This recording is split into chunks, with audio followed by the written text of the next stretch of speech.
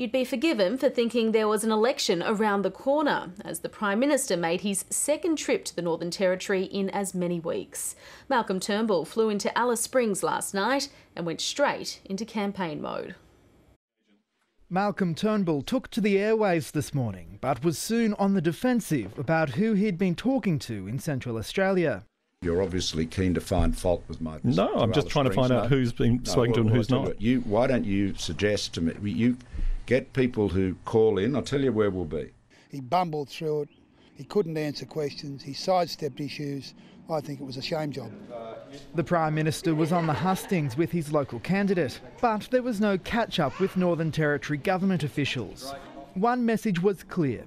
The Territory was on its own in implementing the recommendations from the Royal Commission into youth justice. What the Royal Commission did was said the Territory has to step up and do its job. We need Malcolm Turnbull to understand that service delivery in the Northern Territory is very different from that of the eastern suburbs of Sydney. Mr Turnbull says local business people have told him they're optimistic about the Territory's future. I think as a government they're doing all they can to help small business, and I think they've been fantastic in that space.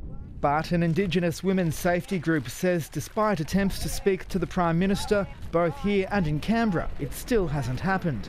We need Prime Minister and all other ministers, who's standing by him to listen to us.